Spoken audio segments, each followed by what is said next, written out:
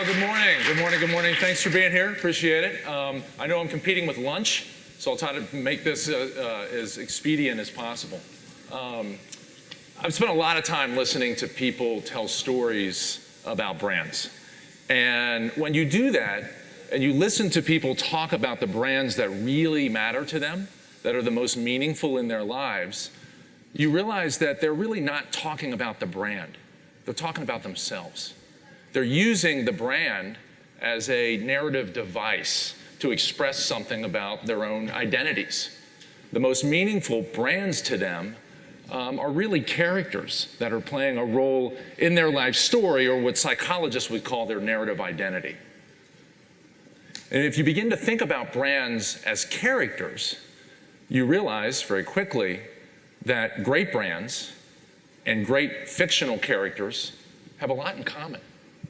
A lot of the qualities, the attributes of great fictional characters are the same qualities and attributes of great brands, the brands that people use and incorporate in their life story. So that's what I want to talk about today. I want to talk about what we can learn from fictional characters. What qualities do they possess, and how does that change the way we might think about brand strategy and the way that we might think about our insight work? So before I go any further, I want to introduce you to one of my favorite fictional characters of recent memory. You may know this guy. I think he's wonderful. Skylar. All the things that I did,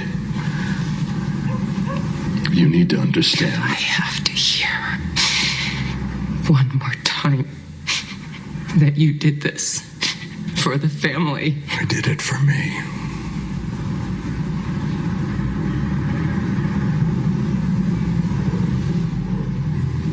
I liked it. I was good at it. And I was really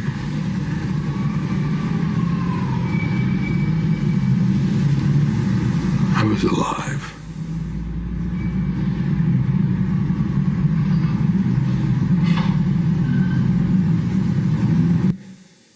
Do we know who that is?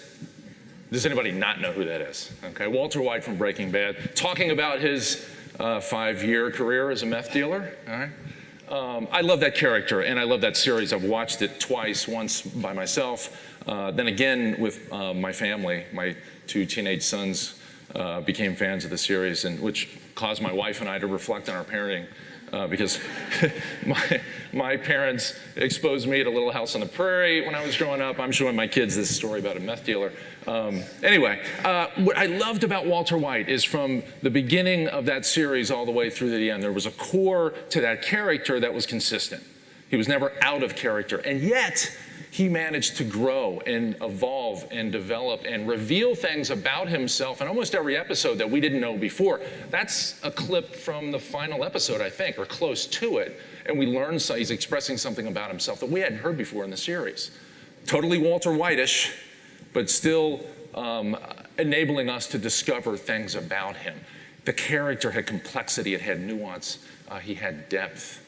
He surprised us, even to the very end of the series. Great brands have a lot of the same qualities, and they give their consumers tools like that, narrative devices that they can incorporate into their own stories. We'll talk more about that in just a minute, but I want to now introduce you to another one of my favorite characters.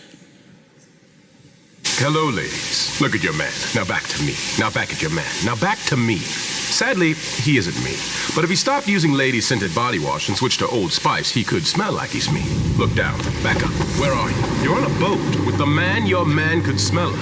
What's in your hand? Back at me. I have it. It's an oyster with 2 tickets to that thing you love. Look again. The tickets are now diamond. Anything is possible when your man smells like Old Spice and not a lady. I'm on a horse. Oh my God, great spot. I started using Old Spice deodorant the day after I saw that commercial on the Super Bowl. It was just incredible. It totally repositioned the brand for me. Now, the character I'm talking about is not the stud on the horse, although he's impressive, by all means. The character is the brand. The character there is the brand, and the brand plays a role in a story. It's my life story. Sounds a little strange, but just as Walter White was a character that was central to the story of Breaking Bad, Old Spice is a brand, a character that plays a role in the story of my life. Now, those are my two sons, Jimmy and Alex. They're now smelly teenage boys. They use Old Spice deodorant. That is Bear, who does not, but probably should. But the point being is that I use that brand, Old Spice, to reaffirm something about myself. The interesting thing about a deodorant brand is it's not symbolic in the way that we normally think about brand meaning being symbolic. When we think about symbolic brands, usually they're badge brands. They're things like a car or a beer. We're trying to symbolize something to someone else. I don't use Old Spice that way. I don't think anybody, well, now all of you know that I use Old Spice, but I don't walk around telling people that, right? I use it to tell myself a story. And that's what narrative identity is all about. That's when psychologists talk about narrative identity, that's what they mean. I'm using that brand to tell myself a story every morning to reaffirm the kind of man I want to be, okay? To me, Old Spice represents masculinity with a nod and a wink. There's humor to it. It's masculinity that doesn't take itself too seriously. And I think when I see that on my bathroom counter every morning, I'm using that brand to reaffirm that notion, because that's the kind of guy I want to be. Now you know way more about my inner psychology than I've revealed to a lot of audiences, but so that brand plays an important role in my life story. So what is narrative identity? Basically, psychologists would tell us that we are all storytellers. We're all makers of our own mythology. Dan McAdams, Northwestern guy, he's head of the psychology department at Northwestern, has written extensively about this. Buy a Dan McAdams book and read it. They're fascinating. It's great stuff, totally relevant to what all of us do in this room. McAdams would argue we are all creators of our own personal mythologies. Every day we are weaving together our past experiences, our memories, our experiences today, and our aspirations, who we want to become, into a story of identity that tries to give our lives meaning, that tries to give us a sense of purpose and consistency. That's what narrative identity is about. Now, brands play a role in that. We use brands and their symbolic meaning to help tell ourselves these stories. That's how I'm using Old Spice in my life, okay? So if we think about brands this way, and Will Novy is a brand strategist, I've totally stolen this quote, but it's such a great way to think about and conceptualize what brands are. We use brands to tell ourselves stories about who we are. If we begin to think about brands as characters that play roles in our life story, as I said earlier, we begin to realize that great brands share a lot of qualities with great fictional characters. And we can draw inspiration for that. And as insights professionals, we can also listen for these qualities in the stories that our consumers tell. Narrative potential becomes a measure of brand strength. So what we've started doing when we talk to consumers is not only measure brand strength by the typical things we usually think about, brand awareness, what emotional and functional benefits does a brand offer, what perceptions surround that brand, all of those things. We're also listening for the brand's narrative potential. When people talk about the brand, are they really talking about themselves? And if they are, you're onto something. So what are some of those qualities? Well, there's a lot of literature out there about what makes great fictional characters. Tons of books about screenwriting, fiction writing, so you can glean some of these attributes. And when I began reading some of this stuff, I was like, holy cow, a lot of these things apply to great brands, a lot of these attributes. Here are 5, which I think great brands and great fictional characters have in common. Agency. Great fictional characters do stuff. They act. They influence the plot line. They move the story ahead. They take dramatic action, right? They do things that are interesting. They control their own destinies. I think great brands do the same thing. For me, Netflix is a brand that does this. This is a company that's basically blown itself up and changed its business model, what, 3 times? I think they might be on their 4th iteration now. They make bold moves. And part of the reason why I think I'm a Netflix subscriber is because I like that. I'd like to think of myself kind of that way, that I'm bold, that I'm innovative, that I'm out in front. Using Netflix for me reaffirms that about myself. I incorporate that into my narrative identity. Motivation. Great brands make it clear, and great fictional characters make it clear why they act the way they do. What's the motivation for what they're doing? Do they have a cause? Do they have a mission? Great characters make that clear to the audience. I think great brands do the same thing. Do we have any IKEA fans in the room? Yeah? IKEA's mission is on its website. It's beautiful. I love it. They are all about creating everyday life for the many, creating great everyday life for the many. And it has this egalitarian quality to it, and it has this democratic quality to it. Those are values that I share, I would like to share. So when I use IKEA, when I buy from that brand, it's reflected in their products and their marketing and their pricing even. I get a little hit of that. There's a commonality there. I'm incorporating them into my narrative identity. Conflict. Great characters, that's where the drama comes from, right? They have a fight, they have a struggle, they overcome challenges, and oftentimes great characters make it clear not only what they stand for, but what they stand against. So Smart Car is a great example of this as a brand doing the same thing. A few years ago, Smart Car had a campaign that was called Against Dumb. Does anybody remember that? Anybody see any of that advertising? Basically, they were challenging and setting themselves up against the excesses of modern life. That is not part of my narrative identity. I want to make it clear. I drive a big sedan. My wife has a big gas-guzzling SUV. But it is part of the narrative identity of a good friend of mine who owns a Smart Car. And every time he comes to my house, he likes to basically use that to express the superiority of his identity relative to mine. So that's fine.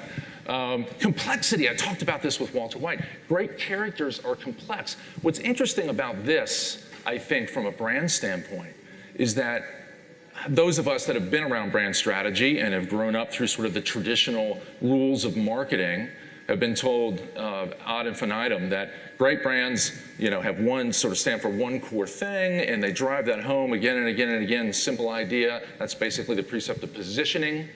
Well, I'm not sure that that's true. I think great brands have a core that's consistent, but I think that they allow for discovery, that they're constantly revealing new things about themselves. That's how you stay relevant. That's how you stay a current part of your consumer's narrative identity.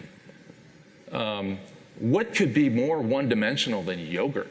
If you think about a boring category, Greek yogurt might take the cake, but Chobani is an amazingly complex company and a complex brand. The more I discover about their origin story, their founder, their entrepreneurial spirit, their political activism, what they're doing in terms of hiring policies, they're constantly revealing things about themselves to me that make them fascinating. I want to see what they're going to do next.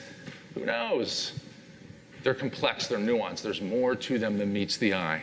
And the last one here, the ability to surprise. You saw it there with Walter White, revealing something about himself in season 5 that we had not heard ever before. Wow, didn't see that coming.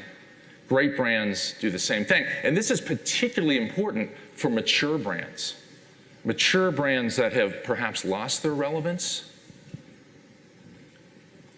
The great thing that great characters do, the really tricky balance, is to be true to their core, but also do things that are surprising, that we didn't expect.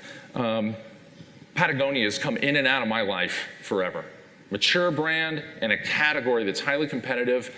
There's a ton of new entrants coming in all the time, chipping away at these mature brands like Patagonia. But they reasserted themselves into my life last year by doing a surprising thing. Their Black Friday promotion, does anybody remember that? Where they gave all proceeds of Black Friday sales, the biggest day of the year for retail brands. All proceeds went to charity. Bold move. Didn't see that coming. A mature brand that surprised me. Put it back on my radar screen. I want to make bold moves like that in my life. I incorporate that brand now to an increasing degree into my narrative identity.